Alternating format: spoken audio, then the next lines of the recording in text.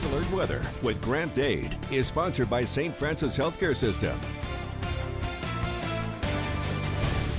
Check out this on First Alert Doppler Network. Beautiful dry skies across the area. So let's jump right into Futurecast because there's a couple of changes. You can see that freezing lines tried to clear a good bit of the area. But again, like we talked about yesterday, that snowpack can do a number on the aerial temperature. Now, the more the roads get cleared, that will actually help because, yes, the sun is heating the roads, and those roads are heating the air above them.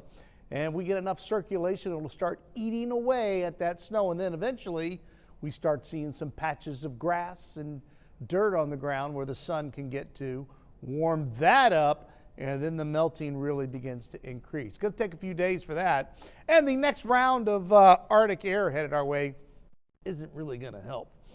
Tonight, we could see some more patchy fog, but you see more high clouds moving in. So we're going to see fog develop probably early, and then the clouds move in after midnight, and that could start to alleviate some of the fog problems, something that we will watch closely later tonight into tomorrow. And you can see the freezing line dancing around, getting close, especially the southern half of the heartland will get above freezing more than likely a little bit tomorrow afternoon. Here comes our next system, and you can see it's a little stronger. Models are developing that area low pressure that's going to become the big winter storm over the eastern seaboard. They're starting to focus a low pressure near the Arkansas-Louisiana border earlier, and because of that, we're getting a little more moisture into our area. This would be a dry, fluffy snow moving across early Friday, and on average, our guidance is saying about a half inch.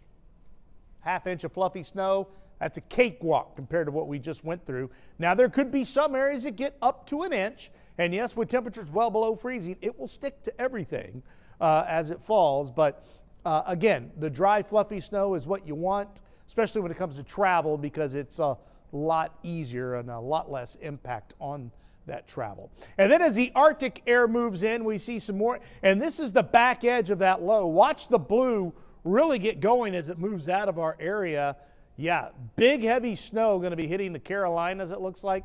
I was looking at some of the numbers that are predicted for that area, and I lived there in 2000 in Greenville, South Carolina, and the big snow missed us and went down south to Columbia, South Carolina. And it's going to be that. It's going to be one of the bigger snows they've seen since about the year 2000 for the Piedmont area of the Carolinas. So we got a big storm last week. They're getting a big storm this week.